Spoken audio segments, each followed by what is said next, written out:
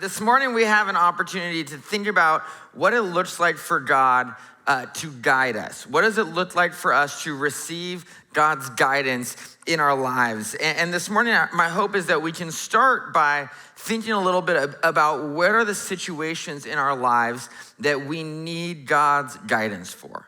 What are the things that we need God's guidance for right now in your life? What are the things you need God's guidance for? Maybe it's a situation that is keeping you up at night. Maybe it's a situation at work or what kind of work you should be doing. Maybe it's just a question about what is my life supposed to look like right now where I'm at?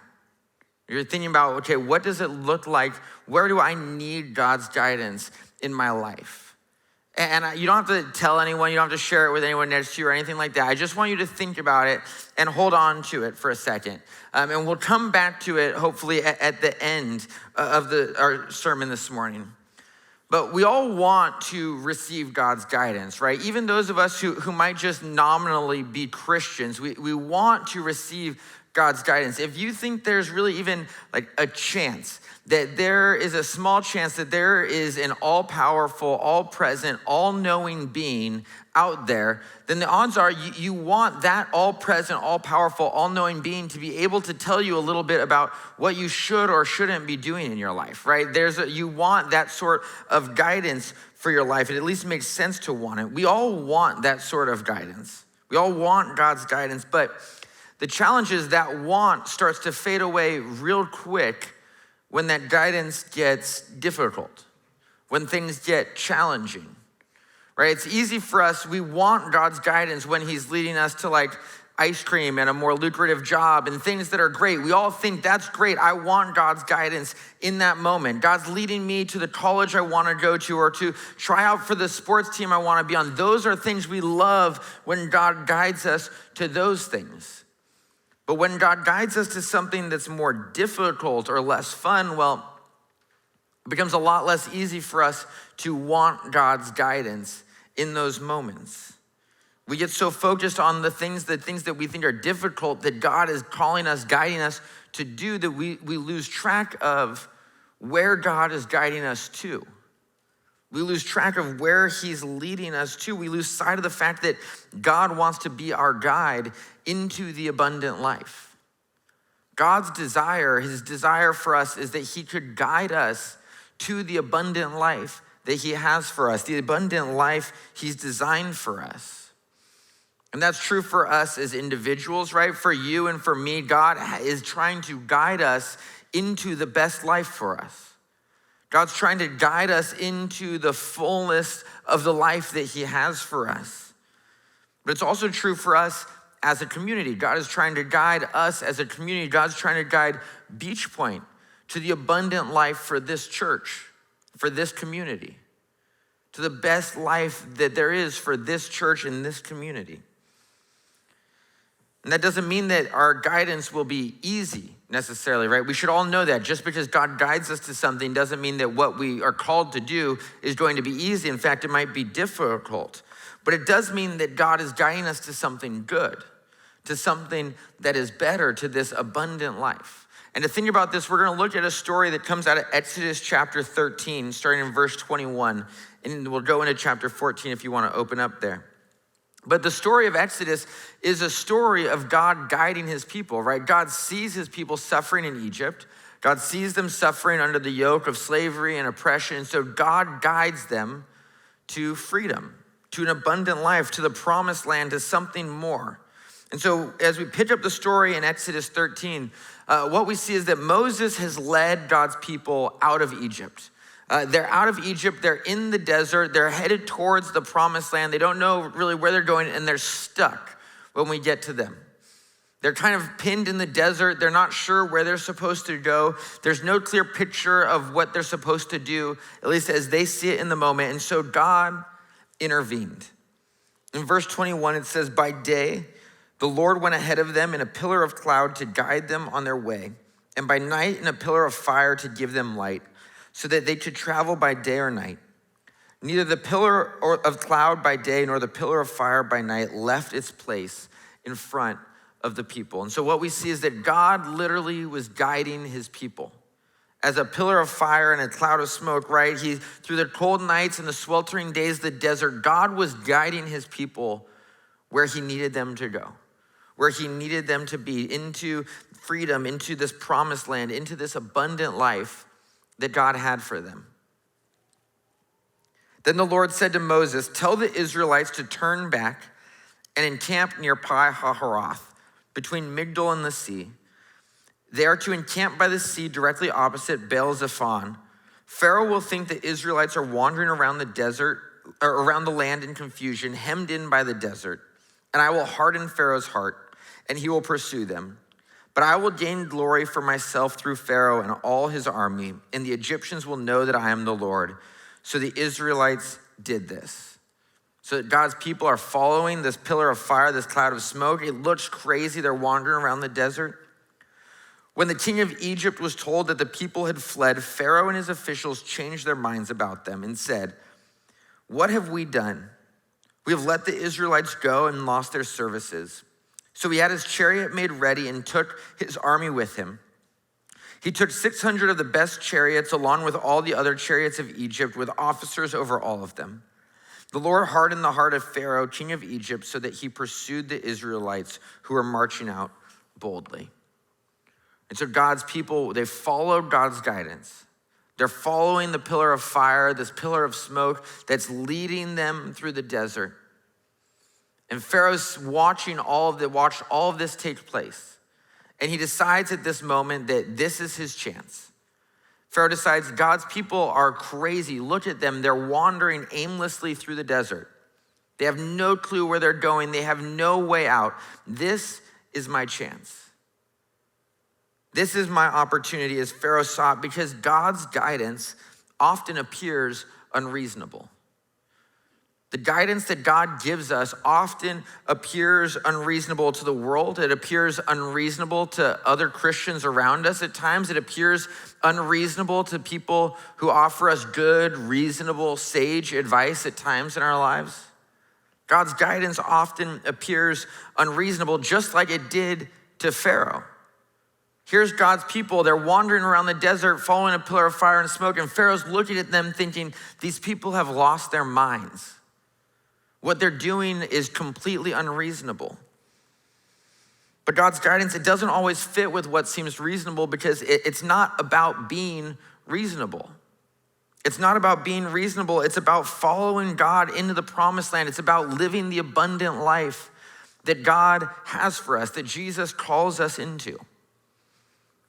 1 Corinthians 1:18 says that for the message of the cross is foolishness to those who are perishing, but to us who are being saved, it is the power of God.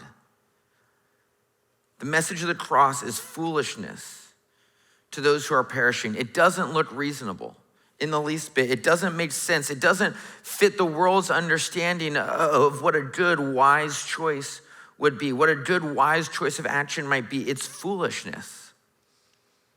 But to us, it's the power of God. To us, it's the power of God. And in the same way, God's guidance for us may look unreasonable. Oftentimes it does. Just think about things that we just accept that God guides us to all the time that can be strikingly unreasonable to people around us.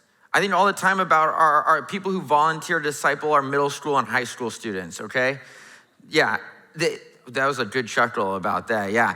It is a sacrifice.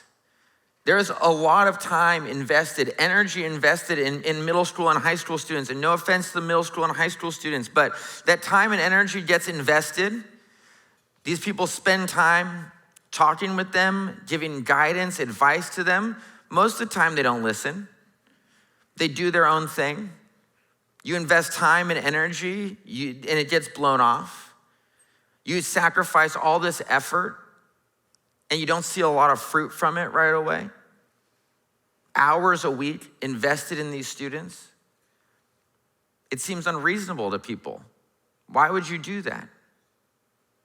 Or think about this, we often will think about tithing, right? Giving to God, giving our money to God and the work that he's doing, giving 10%. Tell me that giving 10% of your money away doesn't seem unreasonable to the world. That doesn't make sense to the world. to the people around us? Why would you do that? Or the idea that God might guide you to leave your lucrative job, your good job, your secure job, and go be a missionary somewhere in a far off country, in a distant place, a place that might not be hospitable to you and to your faith and to what you're doing, and yet God guides people to it all the time. It will seem unreasonable to people all around us. It'll seem unreasonable to the world. It might seem unreasonable even to your friends. It might seem unreasonable to the people around us who we rely on usually to give us advice on things. But God is guiding us. God is guiding you. God is inviting you into something more, and that guidance might seem unreasonable at times. It might not make sense at times.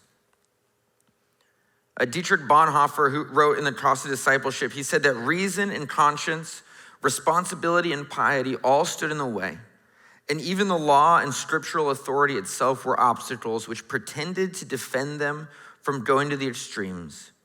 But the call of Jesus made short work of these barriers. Right? The call of Jesus made short work of these barriers. If we're going to follow the guidance of God for our lives into the promised land, into the abundant life that God offers us, then we have to allow the call of Jesus to make short work of the barriers we've put up to following after him. We have to allow the call of Jesus to make short work of the barriers that get in the way of his guidance for us and our lives. We can't be the kinds of people who see God's guidance, who hear God's voice calling out to us, inviting us into something, but then we say, well, the cost will be too great. The judgment will be too unbearable. The shame or the lack of security will be too much. The barriers are just too great for me to overcome. Just like God's people here in Exodus 14:8, what we have to do is we have to march boldly after Jesus. We have to march boldly in pursuit of God and what God has for us. And look, that is really easy to say when we're not staring those barriers and obstacles in the face, right? It's really easy to say here when we're all together that we want to march boldly after Jesus. I think for myself, and I'm sure it's for all of us at times too, but I'm not gonna project my own failures on you. So this is me. How often do we sing songs in worship that talk about going wherever God calls us to, doing whatever God calls us to do, right? And I stand here and I sing those songs, and then what do? I go home and I do everything I did before. It's really easy to stand here together, to say those things, to commit to doing those things. And then the moment the rubber meets the road, the moment we get faced with a challenge, the moment we have to actually put it into practice, it's a lot harder for us to commit to. It's a lot harder for us to actually march boldly into this thing that God is guiding us to. And what we see from the story is that God's people run into some pretty serious obstacles pretty quick along the journey. In verse 9, it says that the Egyptians, all Pharaoh's horses and chariots, horsemen and troops pursued the Israelites and overtook them as they camped by the sea near Pi-hahiroth opposite Baal-zephon. As Pharaoh approached, the Israelites looked up, and there were the Egyptians marching after them. They were terrified and cried out to the Lord. They said to Moses, was it because there were no graves in Egypt that you brought us to the desert to die? What have you done to us by bringing us out of Egypt? Didn't we say to you in Egypt, leave us alone? Let us serve the Egyptians. It would have been better for us to serve the Egyptians than to die in the desert. Right? God's people, they're faced with a challenge with this barrier in a moment. God was guiding his people literally with a pillar of fire and a cloud of smoke, guiding them into the promised land, leading them, going before them. And the moment God's people face a challenge in Pharaoh's army, they get scared and they decide we want to go back. It would have been better for us if we just stayed in Egypt in slavery than faced whatever it is we're about to face. The reality is that anytime you follow God's guidance, there will always be a temptation to go backwards. There will always be a temptation for you to go backwards. We experience fear and all sorts of other emotions whenever we step out and follow God's guidance in our lives. And it's a real motivator for us to go back to the status quo, to go back to the way that things were before. You're going to face challenges in your life that make it tempting for you to just go backwards, to give up on the thing that God has called you to, right? Even God's people, they're following a pillar of fire and smoke. They can literally see a giant pillar of fire and smoke in front of them, and yet the army is enough for them to think we should give up on this. And yet for us, as far as I'm aware, we don't have a giant pillar of fire or smoke guiding us to anything we're doing. When we go to school and we feel like God is guiding us to something, we don't have the pillar of fire or smoke to look back on or to look towards. When we go to work and we think maybe it's time for me to leave this job and do something else, we don't have a pillar of fire or smoke for us to look at and say, yeah, I know that this is what God is leading me to. When we feel God calling us to go and forgive those who've hurt us, to move past this thing, we don't have this pillar of fire or smoke to guide us to say, no, this is what I'm supposed to do. We have to rely on God. And that makes it all the easier for us to give up the moment we face some opposition. The moment we run into a barrier, it's easy for us to say, you know what, actually, I think God was calling me to something else. It's not this, let me go backwards and we'll start from square one. Anytime we do something new, when we step out in faith, when we do something new in any way, we feel that temptation to go backwards. I think about so often with our high school students, okay, especially our freshmen, because think about for yourselves, the transition to your freshman year of high school. Okay, think about all the emotions that you felt the first time you set foot on your high school campus, right? There's excitement, there's worry, there's all sorts of questions about who am I? Am I gonna be cool enough? Do I fit in? Will I have friends? All these things come like bubbling up to the surface in a crazy way. And if you ask freshmen in high school, what I've found across doing this now for 5 years is that overwhelmingly, when you ask freshmen in high school what they think about high school, and maybe they'll tell me I'm wrong, most of the time they say it's good, but they miss middle school. Okay?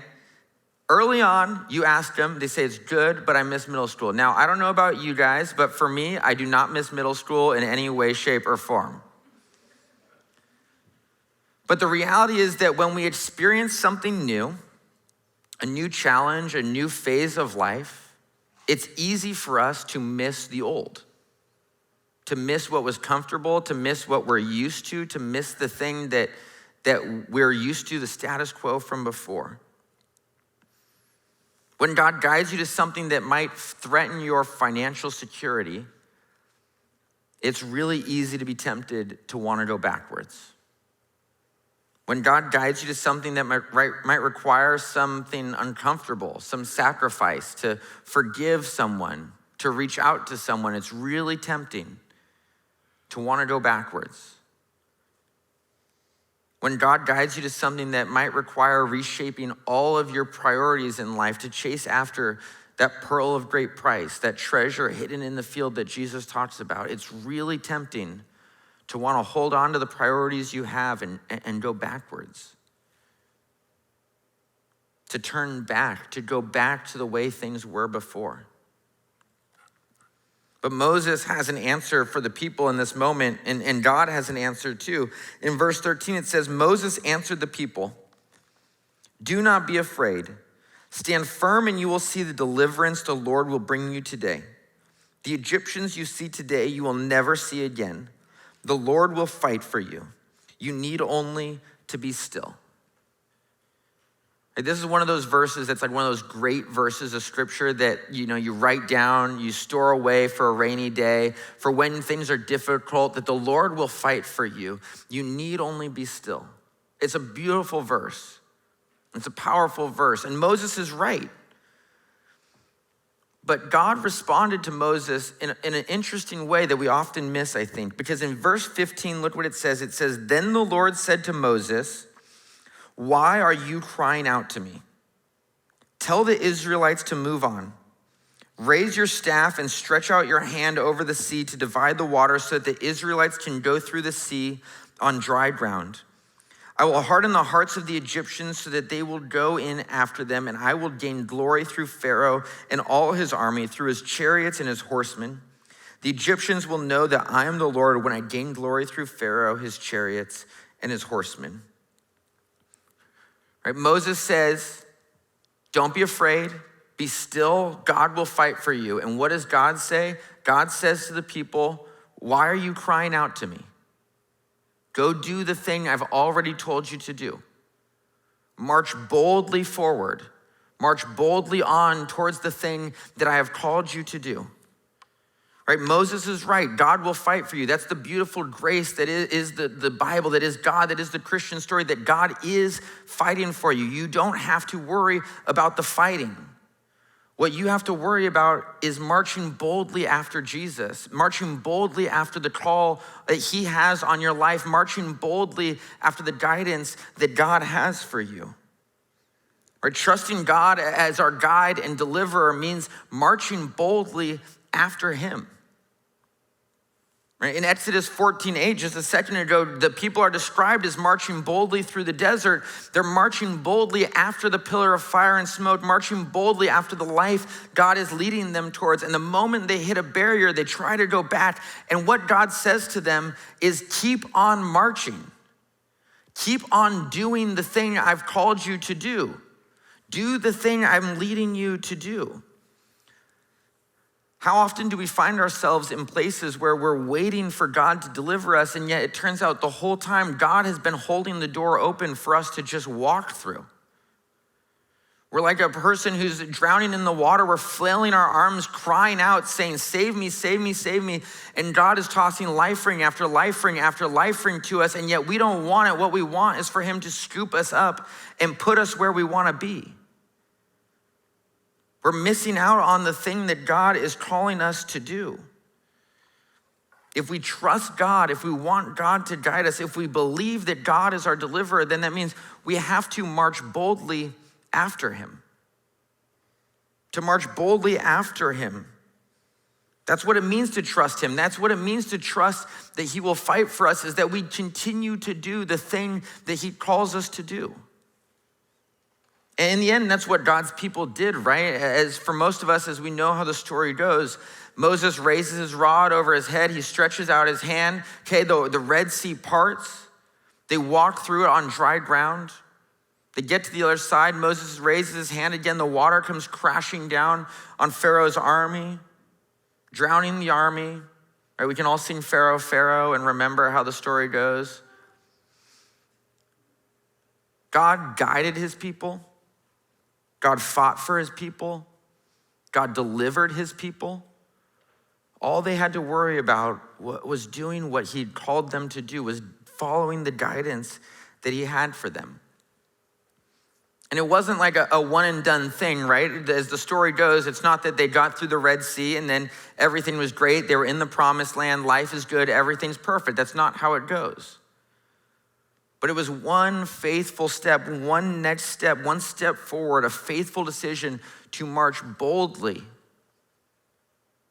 that led to another and another and another and another. And that's what God calls us to. And look, this is all well and good in the sense that, like, we can all say, yes, I want God to guide me. I want to trust God. I'll follow God's guidance. I'll march boldly after what he guides me to. But that all has to then assume that we know what God is guiding us to. We have to know where God is leading us, what God is guiding us to. And so we get left asking the question, okay, then how do we seek God's guidance? What does it look like for us to seek out God's guidance in our lives? How do I know what I'm supposed to do? How do I know where I'm supposed to go? Again, I don't have the pillar of fire and the cloud of smoke to lead me where I'm supposed to be. So how do I know? How do I know that this is what God has for me? And I want to give us 3 things this morning, real quick, that I think are things that we can do to seek out God's guidance. And I want to be really clear. This is not an exhaustive list, okay? This is not all the possible ways to seek God's guidance. There are countless ways to hear God guiding us. This is just 3 that I think are good for all of us to be able to do. And the first one is this. It's to do what God has already called you to do. Okay, do what God has already called you to do. If you want God to guide you, one great step is to do the things you know God has already called you, guided you to do. Sometimes there's things in our lives that we know God has guided us to, but we don't do them for whatever reason. Maybe we've forgotten about them. Maybe we just don't want to do them. Maybe they just keep slipping our mind. Whatever it is, there's things that God has called us to and guided us to that we don't do, right? And sometimes it turns out, I think, that we think about God's guidance almost like a magic 8-ball, right? Where we ask, you say, God, guide me, and we shake it, and then like the little triangle inside like comes up with an answer we don't like. And so our solution is we just say, okay, wait, hold on, God, guide me. And we shake it again, like he's gonna give us a different guidance the second time around. That we can just keep going through until we get the guidance that we want from it. Yet when God guides us to something, it's an expectation that we'll do it. That we'll follow him where he leads us to go. Right? God has told us what to do. He's called us into something. He's guided us into something. It's up to us to do it. And you might say, I kind of know what God might be guiding me to, but I don't know the details, so I'm kind of stuck on it, right? That's one of those barriers we love to put up. To say, I don't really know all the details of the plan. I don't really have it all figured out. I know God's calling me to this, but I'm not sure totally what that looks like. There's a story of the Apostle Paul in Acts 16 that I love because the way the story goes is that Paul knows what he's called to do. He's called to preach the gospel in this area, and he's trying to figure out how to make it happen. And what Paul does is he tries city after city and town after town to get there, to preach the gospel. And every single place, Luke gives the description that the way was shut to them. It was closed. They couldn't do what they thought they were supposed to do there. And notice this, Paul's solution in Acts 16 isn't to just sit and wait to hear what the details of the plan are. Paul's solution in Acts 16 is he just keeps trying places to go. He just tries the next city and the next city and the next city and the next city until eventually he's given this vision of a man from Macedonia who calls to him and says, come preach the gospel here. And Paul goes and he preaches the gospel and it takes root in that area. Paul knew what he was called to do. He hadn't worked out all the details yet. And he just faithfully did what he was told to do, trying again and again and again. If you have a sense of what God has guided you to already, whether it's small or big, then the solution is get to work. Do that thing. See where that thing leads you. The second thing to do is to seek God's guidance individually. Okay, if you want God to guide you, you're going to have to take the time to listen for God's guidance, right? Every once in a while, we see stories from the Bible of people who weren't seeking out God's guidance, or we see stories in history of that, and yet God offers guidance to them in these profound ways, right? Moses is an example of this. He didn't ask, he wasn't seeking out the burning bush. He just kind of stumbles upon the burning bush, and God guides him in this way. But for most of us, God's guidance comes to us when we seek it, when we search it out, when we listen for it. And so for us, what we have to do is set aside the time to stop and to listen for God's guidance. To actually set aside the time to stop and listen for what he has for us. Right? We don't like to listen, especially with the pace of the world around us and all the noise that's around us all the time. It's constant, it's hard to listen. But if we want to be people who follow God's guidance, we have to stop and listen for it. We have to stop and hear what God has for us in prayer, asking God, where are you leading me? Where are you guiding me in this circumstance, in this situation? What do you have for me? So often we say, I don't hear God right now. I don't hear where God is guiding me right now. I don't hear all these things. But if we're being honest with ourselves, sometimes it's because we just haven't stopped to listen for it. We got to the point of maybe wanting God to guide us, but we didn't really do anything beyond that point. We have to be people who stop and listen for what God is guiding us to. The third thing to do is to then seek God's guidance communally. And this is important for us because we have to find people, a group of people, mature spiritual leaders, mentors, even friends who can help us see where God is guiding us, who can help us understand what God is guiding us to, people we can go to and say, here's a situation I'm facing, here's a struggle I'm having, I need God's guidance in this moment. Will you pray with me for it? What do you think? What is God telling you about this? We invite other people into the process, right? We say all the time that the Christian life is not a life that's designed to be lived on your own.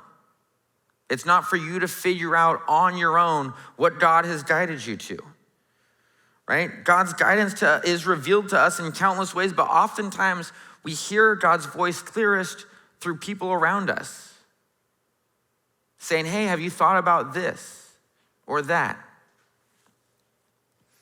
Another pastor asked his congregation this way. He said, what core relationships do you need in this season of life to support your journey?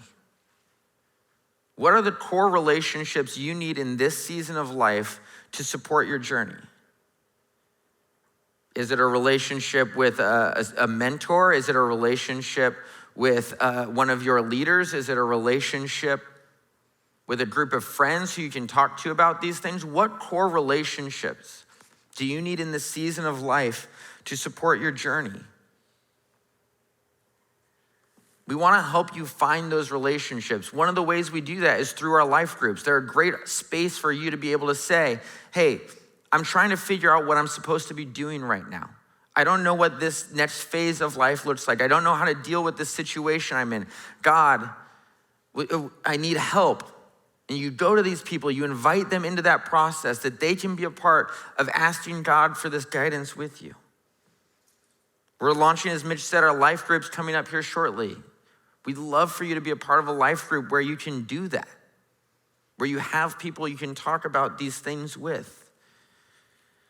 No, you aren't alone in this. No matter what you're facing, you don't have to find God's guidance for your life on your own. It helps to be in community together. And so what I want to do as we close out our time together is I want to invite you to think about this for a second. Think about the thing that you need God's guidance for. Think about the thing in your life right now that you think, I could really use God's guidance on this. I could really use God's guidance. And my recommendation is to take some time to write that thing down. You can use your phone, you can use a piece of paper, you can use a journal, whatever. Take some time to write that thing down. Write down whatever it is that you need God's guidance for, whether it's work or a relationship or a way of serving, or it's just what to do with your life in general. Write that down. And then take the time to prayerfully write down the things that God has already called you to do. The things that you know in advance that God has called you to do. Write them down. Maybe the things that you've forgotten, things that you've chosen not to do for whatever reason, write those down too. Take some time individually to pray then. To ask God for guidance in this moment. To ask God to speak to you, to guide you, to show you the pillar of fire and the cloud of smoke for your life. Where is he leading you? And then just write down a few names of people you can invite to be a part of the process. People you can invite to be a part of seeking out God's guidance for your life together. Who can join you in prayer and thinking about what does this life look like that God has for you, whatever it is that you're facing. God wants to guide you to the abundant life. He wants to guide you to a good life. Right? It might seem unreasonable to the people around you. It might be intimidating. It might scare you and make you want to go backwards. But it is good. And if you believe that, then we have to march boldly forward, trusting that God is guiding us into something good. And along the way, God will fight for you. That he's guiding you into something good. And all you have to be focused on is being willing to follow after him wherever he leads you, to do the thing he calls you to do, to live the life he has for you, to experience the abundant life that comes from him. So I want to invite you, just take a second to think about the thing that God has called you to do. The situation you're in where you need God's guidance, offer it up to him as we close out our time together.